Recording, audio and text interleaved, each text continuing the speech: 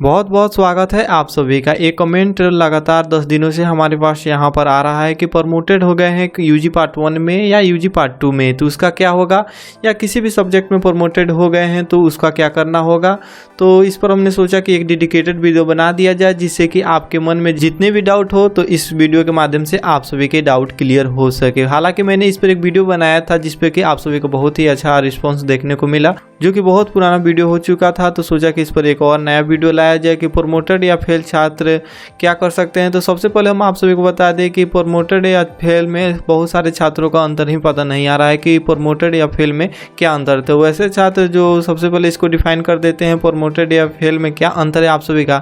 तो सबसे पहले प्रमोटेड वाले को बात कर लेते हैं। प्रमोटेड के वैसे स्टूडेंट जो कि यूजी पार्ट 1 में या कोई भी होंगे, पार्ट 1 में होंगे या पार्ट 2 में होंगे। यह वीडियो आप कोई भी यूनिवर्सिटी वाले देख सकते हैं, वो चाहे आपका पाटलिपुत्र यूनिवर्सिटी हो या पटना यूनिवर्सिटी हो या भीमराव अंबेडकर यूनिवर्सिटी हो, आप कोई भी यूनिवर्सिटी वाले इस वीडियो को देख सकते हैं।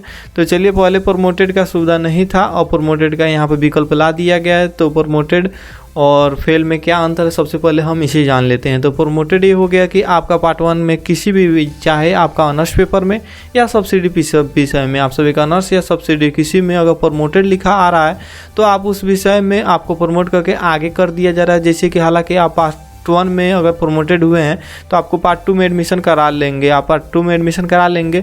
मगर आप प्रमोट हुए हैं पार्ट 1 में तो आपको पार्ट 1 का भी एग्ज़ाम देना होगा। फेल का मतलब यह हुआ कि अगर आप पार्ट 1 का एग्ज़ाम दिए थे और किसी, चाहे आप ऑनर्स में या सब्सिडी किसी विषय में अगर फेल लिखा आ रहा है तो आप पार्ट 2 में एडमिशन नहीं करा सकते हैं। आपको पार्ट 1 में अगर फेल हुए हैं तो पार्ट 1 में ही रहना होगा, या पार्ट 2 में फेल हुए होंगे तो पार्ट 2 में ही रहना होगा, या पार्ट 3 में फेल होंगे तो आपको पार्ट 3 में ही रहना होगा। तो आप सभी को पता चल गया होगा कि प्रमोटेड या फेल में क्या अंतर है। आप सभी का प्रमोटेड वही है जो कि अगर आपके विषय में या ऑनर्स पेपर में या सब्सिडी विषय में, या थोड़ा सा वीडियो लंबा हो सकता है बट आप वीडियो को अच्छी तरह से देखिए, आपको पूरा इस वीडियो में समझ में आ जाएगा। एक एक बात अच्छी तरह से हम एक्सप्लेन करेंगे।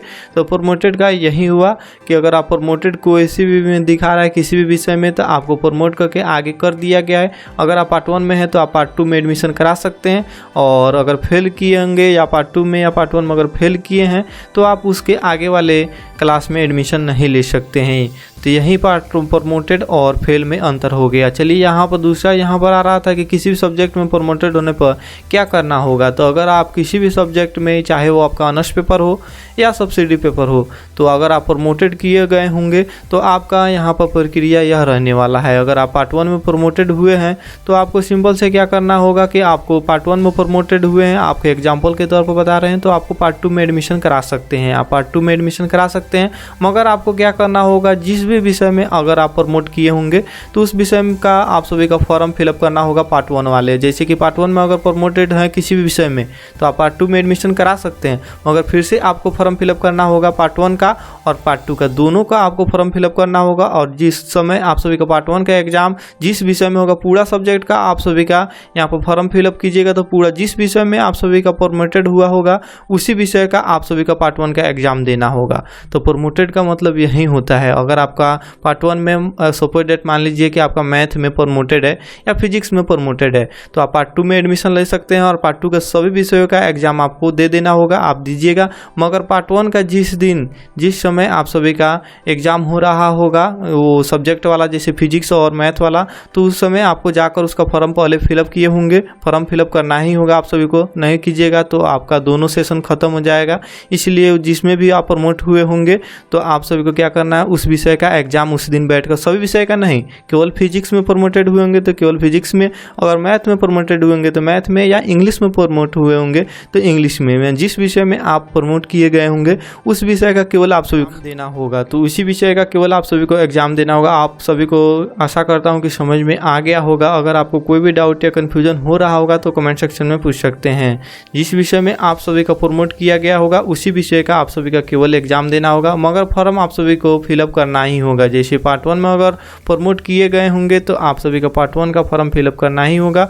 अगर पार्ट 2 में प्रमोटेड किए गए होंगे तो आप सभी को पार्ट 2 का फॉर्म फिलअप करना ही होगा। और पार्ट 3 के साथ ही साथ आप सभी का अगर पार्ट 2 में प्रमोटेड किए गए हैं तो आप सभी को साथ ही साथ पार्ट 2 का भी फॉर्म फिलअप करना होगा और पार्ट 3 का फॉर्म फिलअप करना होगा। और इस माध्यम से फॉर्म फिलअप करने के माध्यम से आप पार्ट 2 वाले जिस विषय में प्रमोटेड किए होंगे उस विषय का एग्जाम देंगे और पार्ट 3 वाले सभी विषयों का एग्जाम देना होगा। तो ये आप सभी का बहुत सारा कमेंट आ रहा था। एक और यहाँ पर कन्फ्यूजन निकल कर आ रहा है बहुत सारे छात्रों के बीच में, जो कि पूछते हैं कि अगर पार्ट 3 में उनका पार्ट 2 में अगर उनका प्रमोटेड हो गया है या उन पर ABS लिखा हुआ आ रहा है। जैसे देखिए ABS वाला भी आप सभी को बता देते हैं कि अगर किसी छात्र का अगर किसी विषय में ABS का मतलब होता है अब्सेंट कर गए होंगे, तो अब्सेंट कर गए होंगे तो आप सभी का प्रमोटेड वाला है। और अब्सेंट करने के बाद अगर प्रमोटेड दिखा रहा है तो आप सभी को उस विषय जो विषय में अब्सेंट किए होंगे उस विषय का आप सभी का एग्जाम देना होगा, उसी विषय का फॉर्म फिलअप करके। और उसके बाद नेक्स्ट जो आप सभी का एग्जाम होने वाला उस एग्जाम को भी दे सकते हैं।